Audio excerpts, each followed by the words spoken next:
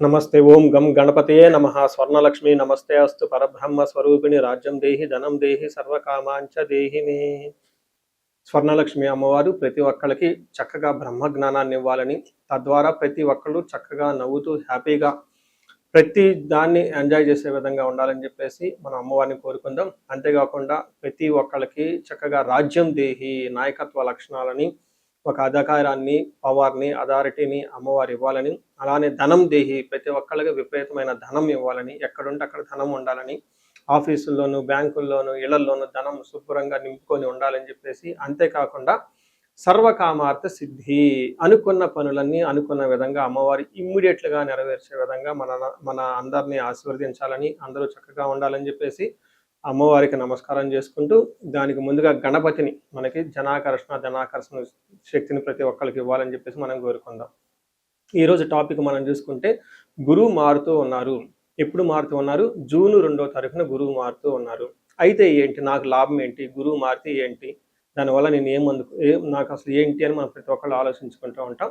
గురువు వచ్చేటప్పటికి 5 రకాల 6 రకాల ముఖ్యమైన పనులు చేస్తూ ఉంటారు. గురువు చాలా రకాల పనులు చేస్తుంటారు. ముఖ్యమైనవి మన ఇండివిజువల్ లైఫ్లో మనకి ప్రభావం చూపించేది ఫస్ట్ వచ్చేటప్పటికి ధన సంపాదనలో ఐశ్వర్యం కావాలంటే గురువు యొక్క అనుగ్రహం మనకు ఉండాలి.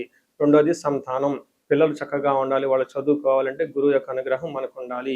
తర్వాత మనకి జ్ఞానం, అద్భుతమైన జ్ఞానం మనకు ఉండాలి.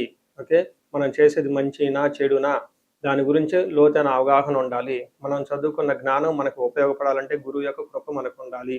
అంతేకాకుండా ధర్మచింతన, మనం ఫాలో అయ్యేది కరెక్ట్ మార్గంలో ఉన్నామా, లేదంటే సన్మార్గంలో ఉన్నామా, లేదంటే తెలవకుండా వేరే మార్గంలో ఉన్నామా, రాంగ్ గైడెన్స్లో ఉన్నామా, రాంగ్ ఇన్ఫ్లుయెన్స్తో ఉన్నామా, ఇలాంటి యొక్క అన్ని విషయాలు మనకి గురువు ద్వారానే తెలుస్తుంది. ధర్మచింతన అంటారు. అంతేకాకుండా దైవభక్తి, టీచింగ్, ఇలా రకరకాల విషయాల్లో బంగారం, జ్యువెలరీ మనకి ఎలా ఉంటుంది ఏంటి, ఇలా ముఖ్యమైన యొక్క అంశాలు ప్రతి ఒక్కళ్ళ జీవితంలో గురువు మారటం ద్వారా మనకు ప్రభావితం చేయబోతుంటుంది. ఇది అయితే ఈ గురువు మార్పులో ఇంకా 2-3 ముఖ్యమైన ఇంపార్టెంట్ పాయింట్లు తెలుసుకోవాలి. ఫస్ట్, గురువు మిథున రాశిలో నుంచి కర్కాటక రాశిలోకి మారుతూ ఉన్నారు. ప్రతి సంవత్సరం గురువు ఒక్క రాశిలో తిరుగుతూ ఉంటారు, సంచారం చేస్తూ ఉంటారు. మిథున రాశి సక్సెస్ఫుల్గా 1 year అంతా కంప్లీట్ చేసుకొని ఇప్పుడు వాళ్ళు కర్కాటక రాశిలోకి వెళ్తున్నారు. అయితే కర్కాటక రాశిలోకి 12 సంవత్సరాల తర్వాత వచ్చి ఉన్నారు కాబట్టి ఈ యొక్క కర్కాటక రాశిలో గురు సంచారం చాలా ముఖ్యమైనది. ఎందుకంటే కర్కాటక రాశిలో గురువు ఉచ్చ స్థానంలో ఉన్నారు. మంచి చక్కగా ఈ సంవత్సరం అంతా పిల్లలు ఎవరు పుట్టినా కానీ వాళ్ళకి గురువు జాతకంలో వచ్చే స్థానంలో ఉండి మంచి యోగ్యతను ఇస్తూ ఉంటారని మనం చెప్పుకోవచ్చు. సో ఈ యొక్క ఉచ్చ స్థానంలో ఉన్న గురువు సంపూర్ణమైన ఫలితాన్ని, చక్కటి ఫలితాన్ని ప్రతి ఒక్కరికి ఇస్తూ ఉంటారు. అయితే వాళ్ళ యొక్క ప్రభావం 12 మనుషుల మీద ఉంటుంది. ఈ మనుషులందరూ 12 రకాల రాశులుగా విభజించడం జరిగింది.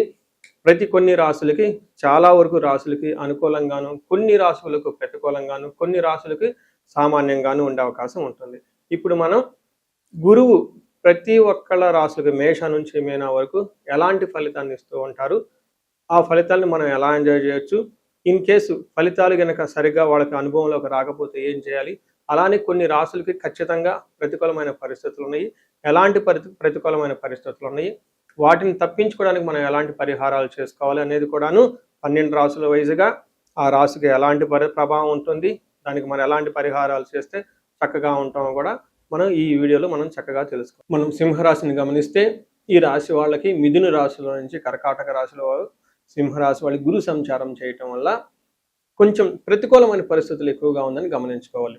ఎందుకంటే గురువు మీకు ఇప్పటిదాకా 11th హౌస్లో ఉండి లాభాన్ని తీసుకుంటూ లాభప్రదంగా ఉన్న గురువు మీకు వ్యయాన్ని, అప్పుల్ని తీసుకొని వచ్చి అధికమైన ఖర్చులను తీసుకొచ్చి, అధికమైన ఖర్చులు మీ ఆదాయానికంటే విపరీతంగా ఖర్చులు ఉండటంతో ఆ ఖర్చుల వల్ల మీకు అప్పులు చేయవలసి వస్తుంది. ఈ అప్పులు తీర్చడానికి మళ్ళీ మీకున్న స్థిరాస్తులు చరాస్తుల్ని అమ్ముకోవలసి వస్తుందని గమనించుకోవాలి. ఆల్రెడీ ఈ రాశి వాళ్ళకి అష్టమ శనితో ఇబ్బంది పడుతూ ఉన్నారు. అయితే ఈ అష్టమ శనితో ఇబ్బంది పడుతున్న గురువు ఇప్పటిదాకా మిమ్మల్ని కాపాడటం వల్ల మీకున్న ప్రాబ్లమ్స్ కొంచెం మీరు జాగ్రత్తగా తట్టుకోగలిగారు. అయితే ఇప్పుడు గురువు మీకు ప్రతికూలంగా ఉండటంతో ఈ ప్రాబ్లమ్స్ మీకు చాలా అధికమయ్యే అవకాశం ఉంటుంది. ఈ రాశి వాళ్ళు పరిహారాలు చాలా ఖచ్చితంగా చేయించుకోవటం ఎంతైనా అవసరం.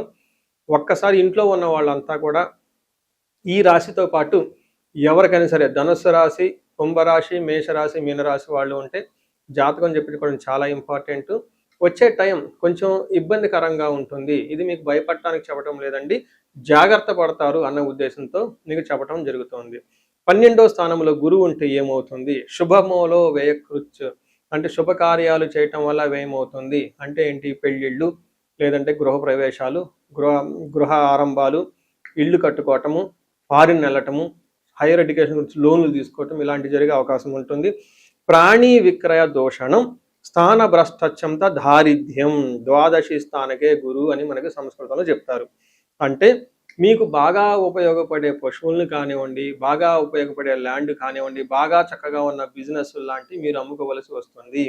లేదంటే ఒంటి మీద ఉన్న బంగారం లాంటి అమ్ముకోవలసి వస్తుంది.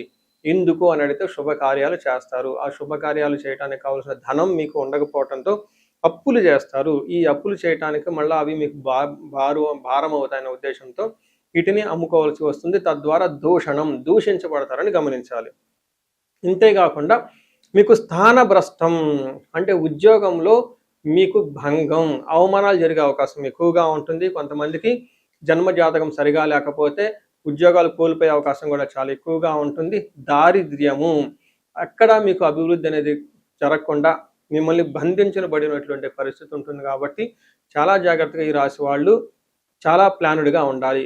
వీలైనంత ఎక్కువ టైము ఆధ్యాత్మికంగా గడపటము, తర్వాత భక్తికి సంబంధించిన పుస్తకాలు, గుడులు, తర్వాత ఆశ్రమాలు తిరగటం ఇవన్నీ చేస్తూ ఉండాలని గమనించాలి. అయితే కొంత బెనిఫిట్ ఏంటంటే మీకు దీర్ఘకాలికంగా ఉన్న సమస్యల అనారోగ్య సమస్యల నుంచి బయటపడతారు. తర్వాత ఎవరైతే బాగా చదువుకోవాలి అనుకుంటున్నారో వాళ్ళకి చదువు బాగా వస్తుంది. తర్వాత కంఫర్టబుల్గా చక్కగా లగ్జరీగా ఉండే అవకాశం కూడా చాలా ఉంటుంది. కార్లు ఇలాంటివి అయితే ఖచ్చితంగా కొంటారు.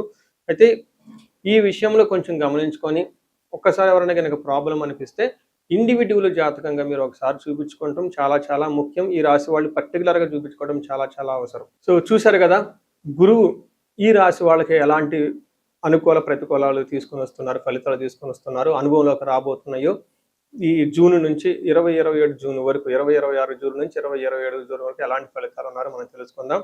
అయితే గురువు యొక్క అనుకూల ప్రభావం మన మీద ఉండటానికి మనం కొన్ని రకాల పరిహారాలను ఖచ్చితంగా చేసుకోవాల్సి ఉంటుంది. ఒకటి, గురువుకి సంపూర్ణ శాంతి పూజలు చేసుకోవాలి. సంపూర్ణ శాంతి పూజలు అంటే ఏంటి? చాలా మందికి అవగాహన ఉండదు. గురు గ్రహానికి మన శాస్త్రాల్లో, గ్రంథాల్లో ఏదైనా గనక ఒక గ్రహం మనకి సరిగా అనుకూలించకపోతే ఆ యొక్క గ్రహం యొక్క మనం ప్రతికూల పరిస్థితుల నుంచి అనుకూలంగా మార్చుకునే ప్రక్రియ ఉంటుంది. దీనికి పరిహారాలు అంటారు. మనకి శాస్త్రాలు ఏ విధంగా చెప్పారంటే గురువుకి జప సంఖ్య 16,000 సార్లు చేయాల్సి ఉంటుంది. అధిదేవత, ప్రత్యధి దేవత ఇంకొక 3,000 2,000 సార్లు చేయాల్సి ఉంటుంది. సుమారుగా గురుగ్రహానికి ఇటు అటుగా ఒక 20,000 సార్లు జపం చేయాల్సి ఉంటుంది.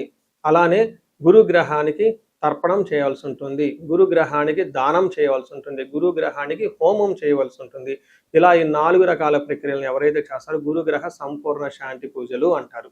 అయితే ఇండివిజువల్గా వాళ్ళు చేసుకోవటం కష్టం కాబట్టి సద్బ్రాహ్మణుల్ని, దేవాలయాలు ఉన్న పండితుల్ని, లేకుంటే గురువు యొక్క మంత్రాన్ని తీసుకొని వాళ్ళు కొన్ని లక్షల సార్లు, వేల సార్లు ఉపాసన చేసి చక్కగా సాధన చేసిన వాళ్ళ దగ్గరికి వెళితే ఆ మంత్రం వాళ్ళ ద్వారా సిద్ధించి గురువు యొక్క అనుకూలం మీకు అనుకూలంగా ఉంటుంది. ఇది కాకుండా గురువుకి సంబంధించిన దేవాలయాలు అంటే మేధా దక్షిణామూర్తి కానివ్వండి, లేదంటే హయగ్రీవ సంబంధించిన దేవాలయాలు చక్కగా విజిట్ చేయటం చాలా మంచిది. ఇంకా ముఖ్యంగా గురు గ్రహం యొక్క శాంతికి మీరు ఆశ్రమాలు చక్కగా విజిట్ చేయొచ్చు. భగవద్గీత, పురాణాలు, వేదాలు, వేదాంతాలు, ఇలా యాన్షియంట్ స్క్రిప్చర్స్, పురాతనమైన గ్రంథాలను తెలుసుకొని అర్థం చేసుకుంటే చాలా బాగుంటుంది. గురుగ్రహ శాంతి గురించి ఇంకొకటి ముఖ్యమైనదంటే మీకు చదువు చెప్పిన గురువుల్ని వాళ్ళ దగ్గర ఆశీర్వాదం తీసుకోవడం చాలా ఇంపార్టెంట్.